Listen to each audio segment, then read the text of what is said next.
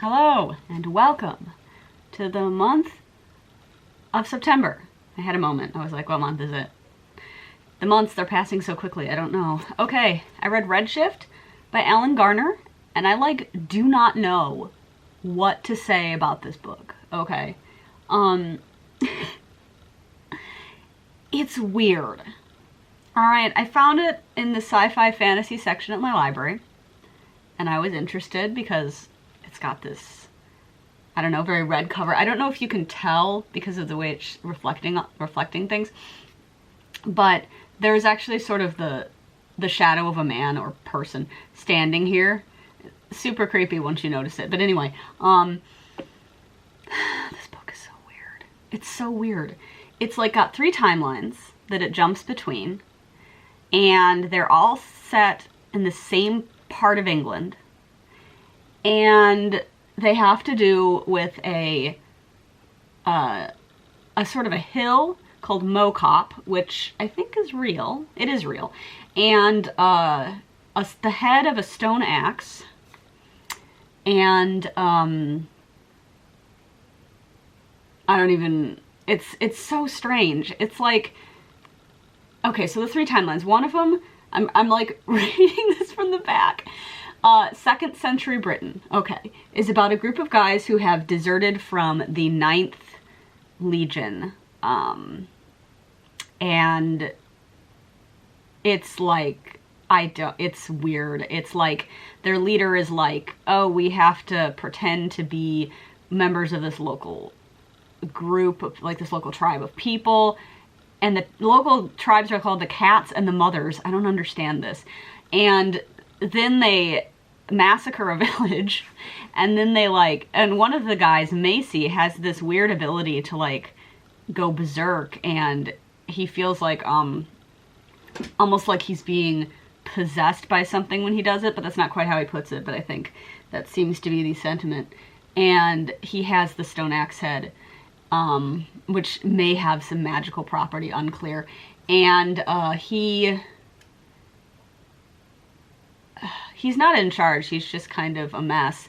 But they end up living on Mocop because nobody will disturb them up there, and it's something to do with the goddess. And they take this one young woman from the village they massacred because they accidentally didn't find her and kill her, and she kind of makes them food and whatever. But she also like people from the surrounding area will come wanting to dig up rocks at the quarry on this outcropping, and they talk with her, and she gives them, the goddess gives them permission. It's so weird, I don't understand it.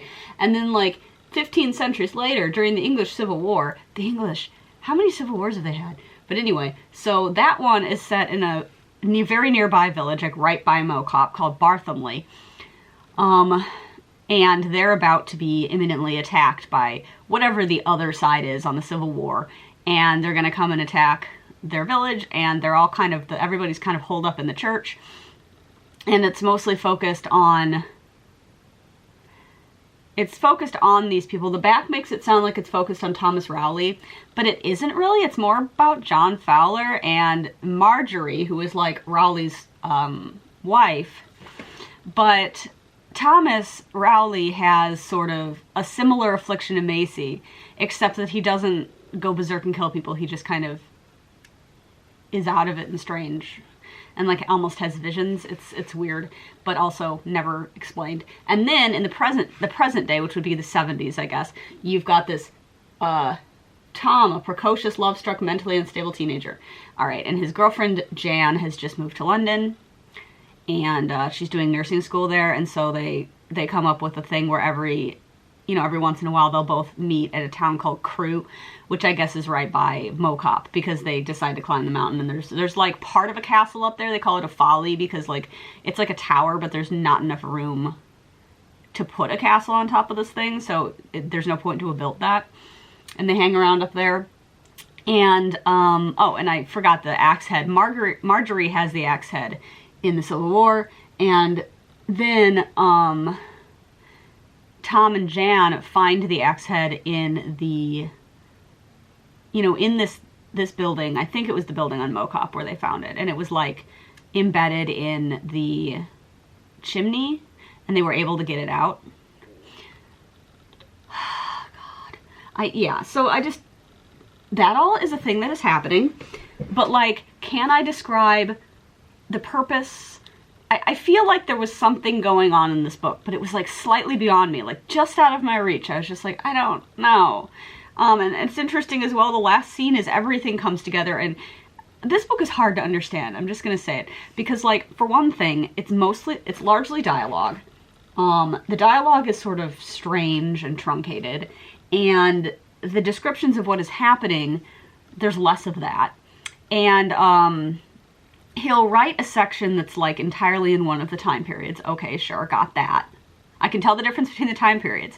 But I'll be reading a section about Tom and Jan and realize, oh, in between these two lines, time has passed, and it was unclear. It won't be like a lot of time, but it'll be like 1 minute they're getting ready to eat their picnic lunch. The next minute they're done and they're walking down the hill again. And I'm like, well, you have to tell me these things because I'm dumb.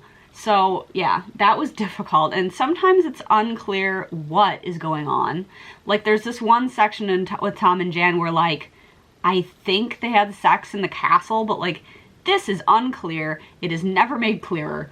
And then just at the end of the book, all three timelines converge and are all happening simultaneously, like on page, and you're like, what the fuck? I mean, it was an interesting effect. But I also was just like, I don't understand this book. I need my handheld a little bit more, I think. Then when I was done with it, I read his, I read his introduction, which he wrote, I guess, in 2011, according to the copyright, which was kind of interesting, because he talks about, how the Ninth Legion sort of disappeared mysteriously. I don't know, he's kind of talking about once the enigmatic method history of Roman occupation of Britain is the disappearance about AD 120 of the 9th Spanish Legion, and it's something about how like they were setting up to go build Hadrian's Wall, but like they needed to then replace the Legion with another one, and they're like, that he's like, that's really strange, that's not typical for Rome. Their record keeping is usually better than that. And then like, Mocop is a real place, Bartholomew is a real place. And then he talks about how on Christmas Eve of 1643, the parish church was the scene of one of the cruelest massacres and the cruelest conflict on English soil, the 17th century civil wars. So then he quotes some historical documents of these people telling what happened on that day, and that's the Civil War section of the book. It actually does describe this particular massacre. So I just think it's interesting that, I mean, because he took these things and put them together, and he also talks about seeing a piece of graffiti somewhere on a railway station. And it was like two people's names. So he like wrote Janet Heathcote plus Alan Flask, it is true. And then later someone had come back and written underneath it in lipstick, not really now, not anymore. And so that like was what inspired him in this novel and like hit him. And he had like a moment. I don't know, dude. I have to say that I feel like this was beyond me. I feel like it has literary worth, but like I did not grasp, and so I didn't, I think, find reading it that enjoyable. But hey, not all experiments are going to be successful, so I do like the title. I think that's cool.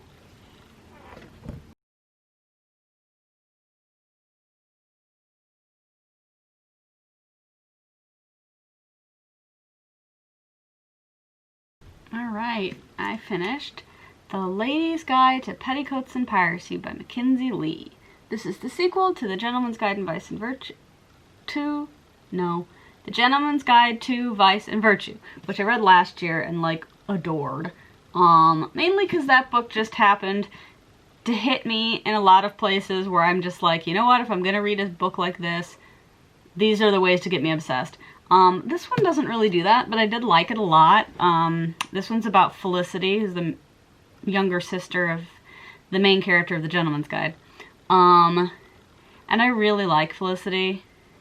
Like, we didn't get to know her super well in Gentleman's Guide because the whole thing is from Monty's perspective, but this one's from hers. This is her book, and I love this girl. She is just so obsessed with wanting to be a doctor or figure out how the world works, and she goes on some adventures in this. She's trying to get, like, the medical profession to acknowledge her, and it takes her to Stuttgart because she learns that an old friend of hers is getting married to this doctor who she's sort of obsessed with because he wrote a bunch of books that she's read, so, and he might have a job for her, and then it all kind of spirals from there into some stuff with pirates on the Mediterranean, and yeah, it's fun. I guess, like, I don't care. I feel like similarly with Gentleman's Guide, I don't really care that much about the plot, and especially about the kind of supernatural light element that exists in it, because I just am here for the historical fiction, kind of. But these are not, like, wildly accurate historical fiction, but they're still fun. And I mainly read this partly because, you know, it's a sequel to a book I liked, but also because I knew that the protagonist is Ace, and that's my jam. I have read a sadly short list of books with Ace protagonists, and this would be my favorite one so far, because I don't really count Gentleman's Guide because the main character isn't. So I'm like, of books where the main character is Ace, this one is my favorite so far. And it's an ongoing quest to read a few of these every year and eventually find one that I really love, but also they've all been women so far, and I don't know what's up with that, but yeah, so I quite liked it. I don't find that I have that much to say about it, but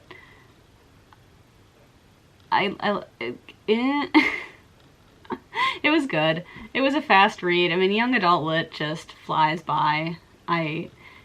It's like no wonder some people in BookTube read like 150 books in a year, because if they're reading young adult, you know, it's like, okay, you can read a book in like 3 days without even trying. I mean, I normally don't read books that quickly. I normally take a couple of weeks, but like, I read this thing in like 3 days, and I wasn't even obsessed with it. It was just that easy. So yeah, also, this is a complaint. This doesn't look anything like Felicity is described in the book. I mean, I'm sure it's supposed to be her, even though I think this girl looks more like Joanna, who's her friend.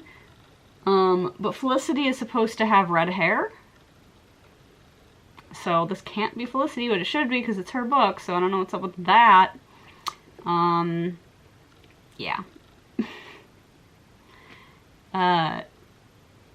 So yeah, I know that's just like a minor complaint, but I had to make it.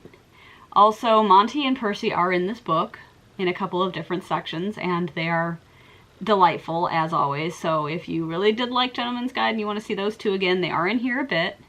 I would really like more of the series. I don't know exactly, like, because kind of the, I guess, gimmick was the first book is about the brother and then this is about the sister. Well, we've run out of siblings.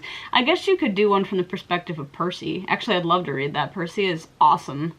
He's, well, no, Monty's my favorite because Monty's a disaster buy, and I love those.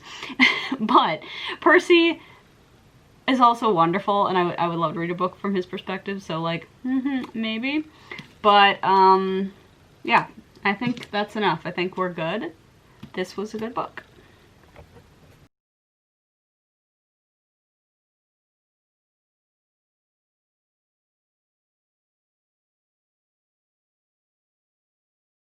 Alright, I just finished my latest read, Erik Larson's newest book, The Splendid and the Vile, subtitled A Saga of Churchill, Family and Defiance During the Blitz. So, like, this book mostly focuses on Churchill and the people around him, and the RAF and England's survival during the Blitz, and mostly focusing on the first year of Churchill's prime ministership. So 1941, mostly. I guess, yeah, 1941 into 1942. Yeah, so Churchill became prime minister right at about the same time that the war started, and I think this was mostly like, not really, it was not a coincidence. Churchill was like one of the proponents in England of, you know, not signing some sort of fucking peace treaty with Hitler, but instead of like, no, he does not, you know, recognize those peace treaties. Like, Hitler signs them and whatever, but then he just ignores them when it's convenient for him. He's taking over Europe. He's eventually going to come for England, so we've got to be ready. And also fuck Hitler, which is a mood. So, anyway, so this book came out, where am I going? Earlier this year, and I was excited to hear about it just because I love Erik Larson and I want to read all his books. So, if I saw it on Libby a couple weeks ago and was like, why not? Why not? So, yeah, it was quite good, of course. I don't know, I don't think that's news, being like, oh, there's a book by Erik Larson was good, y'all. But it was. I felt like kind of surprised that he wrote a book about Churchill and the Blitz, because I was like, oh, that's because it seemed to me like a lot of the topics he's written on before are more like, maybe a little bit more obscure. Not super obscure. I mean, we've all heard of the sinking of the Lusitania, and we've heard of like Marconi and like the Chicago World's Fair, and you know, but like Hitler, like Churchill, like this is a big thing. I'm not sure, but I think his previous book was also the other like Rise of the Nazis in Berlin book that I read. Was I think that was the last book that he wrote. I guess I could look this up instead of just guessing, but that was In the Garden of the Beasts, which was really good as well. Well, they need to update this because this is not accurate at all. Okay.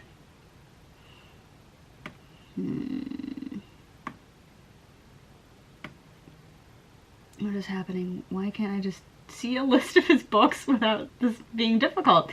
Okay, I think perhaps I am not correct, though. Oh yeah, I'm totally wrong. Okay, so the last book that he published prior to this was, I think, was Dead Wake, actually. Yeah, that was the Lusitania one. Okay, whatever. But he also previously wrote a book about the lead up to World War II from the perspective of the American ambassador to Berlin in the late 30s. No, yes, the late 30s. So, like, yeah, so it's not completely surprising that he would write another World War II book. Just, I was like, oh, Churchill, like, that's a big figure. Haven't a zillion books been written about Churchill, but I've never read any of them, so whatever. Yeah, I really enjoyed it. Like, Churchill's an interesting person, like, really. And I was genuinely also just, like, getting sad listening to this, because I was like, imagine what it would be like to be going through a huge crisis and have a leader who actually gives a shit and can at least, like, express that in speeches, and that the people actually love. And, like, listen, I understand that Churchill did a lot of garbage in his life. Yeah, he did. But if he did anything good, it was during the years of the Second World War. So, and also just, God, I can't even imagine, like, you know, living in England during that time, constantly being bombed by the Germans at night, and, you know, just having to continue to live your life when you could just die, like, at any time, which, admittedly, when I say it out loud, that's just like the way how life is always, constantly. But it's a little easier to ignore on most days. But, yeah, it's just so removed from, like, reality as an American living in 2020. Like, nobody's bombing, you know, my home cities. Yeah, I don't know. It was really interesting. And it was also, like, as Erik Larson often does, using a lot of quotes from diaries that people around Churchill were keeping. So you got a lot of just, like, very personal stuff, not just global significant stuff. And it was like a day by day, and it was just like all of these, you know, just stuff about, for example, Churchill's daughter Mary, who was like 17, 18 when this book is set, and her kind of dramas, and like, it's just like, I don't know, it's interesting that he always includes stuff like that, like of people who are just who are like tangentially connected to these big events, but like, you know, she's just his daughter. She's not in charge of anything. She's just living her life. And this just happens to be like the environment in which she's living it at this time. But yeah, I mean, it was a really good book. And as usual, if you like Erik Larson and you like the way that he writes, which I do, you know, I liked the book. So yeah. The fact that he's just published a book here in 2020 makes me a little bit sad, because if he's going to publish another book, it's not going to be for a while. And I have so many things I would love him to write a book about. But genuinely, he can write a book about anything, and I will read it. Like, I'm not normally seeking out books about Marconi. Or Churchill, for that matter. But, this was like... Yeah, now I'm sad because, like, I read basically all of his books. I think he's got a couple from the 90s that maybe I'll read at some point. I don't know. But, you know, probably not anytime soon. So that's just sort of depressing for me, personally. But, you know, I've seen him compared to a handful of other nonfiction writers, so maybe I'll check some of them out and see what else there is out there. But anyway, I think that's good enough for now. It was really quite good. And, you know, yeah, it was really quite good.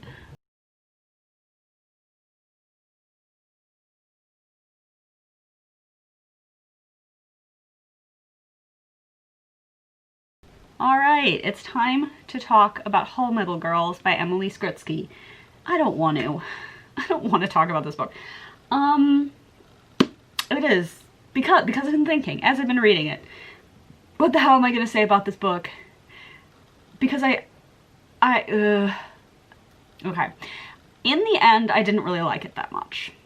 I don't necessarily think there's anything wrong with it, but I do think that a lot of the things in it that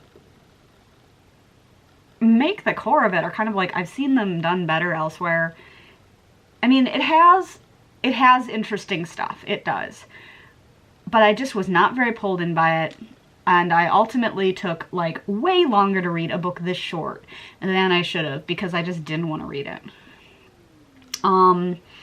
Okay, so very basically, it's about these two girls who, it alternates perspective. And one of them, Aisha, decides that in order to get money for medical treatment for her little brother, because her parents are dead, and she's like in her late teens, and she works as a janitor. She doesn't make very much money, so she wants to undergo this, like, intense, crazy body modification thing, which has a high percentage chance of killing her, but if she doesn't die, she'll become what they call a scala, and she'll make more money that way, and then she can send this money to her family. So, I have not set up anything before I told you that. I probably should have. They live on spaceships. It's like, it's been 300 years of humanity traveling in these spaceships, and they're looking for a habitable planet, and they haven't found one yet. And, okay, so, but then, of course, like, there's been this class stratification that's happened where, like, the first tier ships are the nice ones. The 7th tier ships, or actually I think it's district, 7th district ships where Aisha is from are shitty. Basically, that's a simple way to put it. But anyway, so Aisha needs the money, so she decides to undergo this conversion thing. And, like, basically, you have what's called an exo, which is like, almost like a machine computer intelligence inserted into you. And if it doesn't kill you, then you undergo all of these really intense, like, physical modifications that make you essentially a cyborg. They look like very human in Iron Man suits on the cover here, which is really not how they're described in the book at all. Like, they're very obviously have metal sticking out of them, and they're not entirely human anymore. once they become Scala. But so that's kind of what she's doing. So she does do that. Obviously it doesn't kill her because there would be no book. This stuff I thought was interesting, like that world building aspect of these Scala, who are essentially used as law enforcement slash soldiers for the government. Okay, the other girl, Key, doesn't know why she decided to become Scala. She has all these blanks in her memory and doesn't remember agreeing to do this and is like, what the fuck? So then the two of them plus a couple of other kids are put into like a group of, a group that they are can be mentally connected to each other at different times, and they're all supposed to work together as a unit. And some of that is really interesting. I really liked all of the sort of mental hive mind connective stuff that was going on. I liked the elements of like, depending on where you are in the Scala hierarchy or whatever, you can control other people mentally. And there's kind of this idea with the Exos, there are certain orders they have to carry out, and there's nothing you can really do about it. I mean, I feel like this story had a lot of elements that I find interesting. I just kind of didn't gel with the ultimate finished product. And as I was finishing it this morning, I was reading it like, why do I have such a big issue with this? I think one thing I have a big issue with in this is that the focus eventually comes on like, there's this, I'm going to have to like get into spoilers. Okay. So there's this group called the Fractionalists, and they think that the ships of humanity ought to split up and go in different directions to look for the planets rather than staying together. The government, which is called the general body, naturally wants everyone to stay together so they can control them.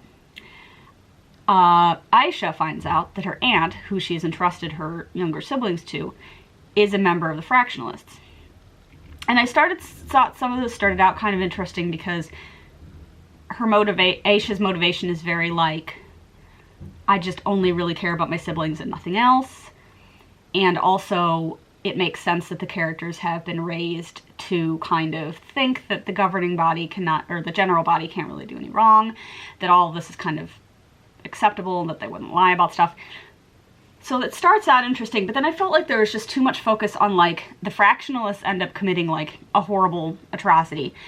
I felt like there was so much focus on them having done that and how terrible that was, and less focus than there should have been really on how the general body essentially has also done similar things, but also engineered this entire situation to begin with. And big spoiler here, but they discover partway through that there actually is a habitable planet that's been found.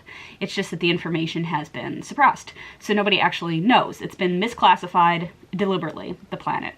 So that they're like, it's close, but it's not quite good enough. And this has been done deliberately by the general body so that they don't have to lose control of, humanity. I don't think these kids cared enough about that. I think that they're so, like, focused in the plot on not liking the Fractionalists. And it just kind of felt like weird. This is a terrible analogy, but I'm going to make it anyway. It felt like if you were focusing on being really mad that the French resistance had blown up a building that people were in, while not really paying attention to the fact that there are fucking Nazis everywhere. Like, what do you do? And then, and then in the climax, which is when I was thinking about this stuff and how annoying it was, they do focus on, they do, like, bring up a few of these things, kind of. But all of it's focused on the Chancellor, who is, the leader of the general body, but she isn't the only person. I don't know. And then it just kind of ended. It was like, oh yeah, we figured it out. Everybody we've put out and they went to the planet. And it's like, okay. I feel like this book should have been longer. I think there should have been more time spent on the falling apart of the control that the general body had over the ships. Anyway, so that's my list of issues, or at least my one big issue, which maybe that's silly, but I just kind of felt like, really, this is what we're focusing on? Like, this is not, they did something bad, yes, but it isn't the main bad thing. Anyway, and then it just kind of ended. I think it should have had like another 100 pages, honestly. because there just wasn't time to finish telling the story. But like I said, there were parts that I thought were good, and I've already spent way too long talking about this book. I didn't even really like that much, but I read it because I'd heard there was an a sexual character, and there was one of Aisha says she's Aroace at one point. It's like not relevant to anything at all, but it's there. And the other characters in their little group are also, well, one of them's trans and one of them's pansexual, he says. So like, that was nice, because it's just so casual and like ultimately doesn't really matter to the story. It's just there for color, but like, that's nice sometimes. So yeah, well, this is a young adult sci-fi, and I'm kind of thinking maybe sci-fi is another genre wherein I shouldn't read young adult. Like, historical fiction young adult seems to be where it's at for me. Like, if I want to read young adult, it's got to be historical fiction. I don't know why. But whatever, who cares? The point is, it was okay. Honestly, I think there are people who would really enjoy this. But I'm maybe, you know, ass deep in, like, obsessing over sci-fi already. And maybe this was just, like, not it for me. I don't know.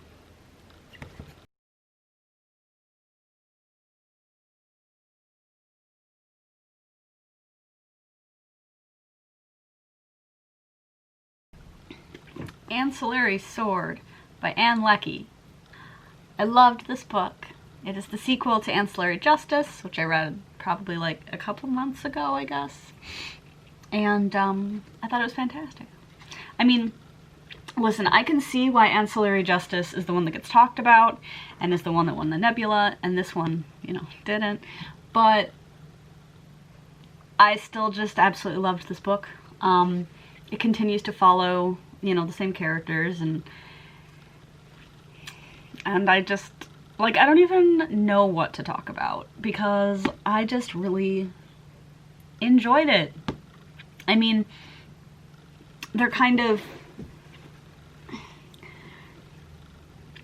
oh boy, basically, like, it does take a while for the book to make clear, like, why precisely Anander Mianan I hate saying it, it's so fucking hard to say.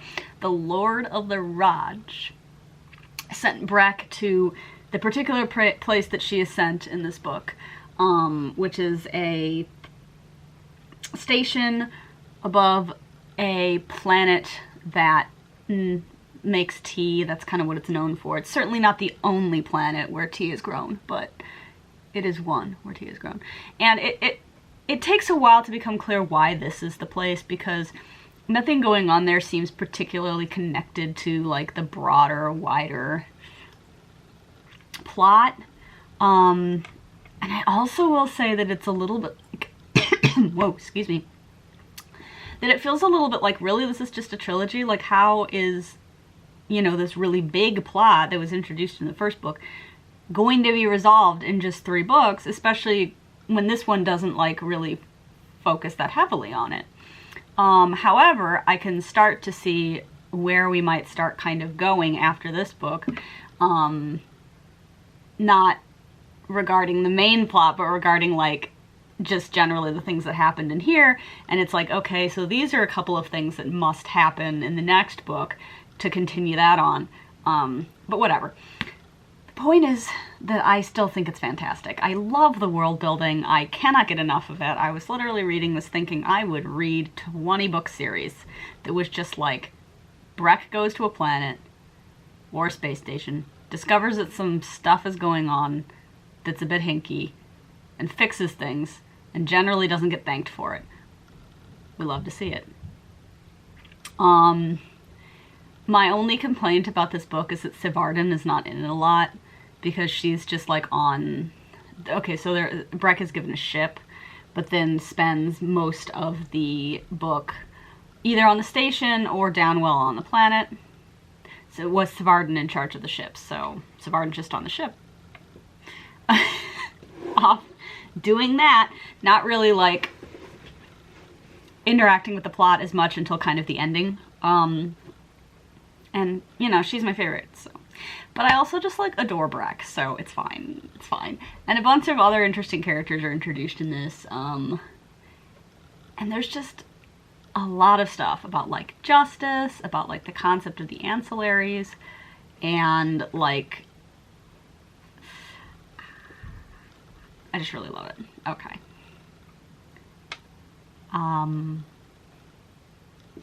Yeah.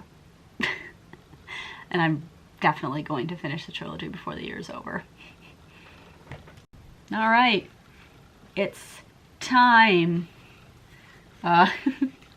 Okay, so it is September 30th, which means it's the end of the third quarter of the year, which means it's time for me to look at my, don't look at this part, to look at my list of 20 books and see how I'm doing. Okay, so if I'm on track, I should only have 5 left, right? 20 books, 5 per quarter. I should only have 5 left for the final quarter of the year, but that's not the case. Spoilers. 1, 2, 3, 4, 5, 6, 7. I have 7 left. I'm 2 books behind. All right. So that's unfortunate. But I currently am partway through one of those books. I have another of them out from the library, so I'm working on it. At this juncture, I am not entirely sure that I'm going to actually finish reading all of these books. And I don't know if I talked about this before or not, but I will again, just in case. I've decided that next year I'm also going to have a list of 20 books. Like 20 is just going to be the number, right? But if there's a book on this list that I don't read, it automatically is going on next year's list. So the motivation is to read as many of these as possible so that I have like as many open slots to fill as possible, right? I don't want to actually punish myself by making the list longer or anything like that. I don't think that would be a particularly good idea. I just want to just be like, no, bitch, you're reading this book. If not in 2020, then in 2021. But yeah, so we'll see, I guess, as far as that's concerned. But yeah, I kind of looked at the list and was like, oh shit, I'm falling behind. I need to get some more of these books. Excuse me.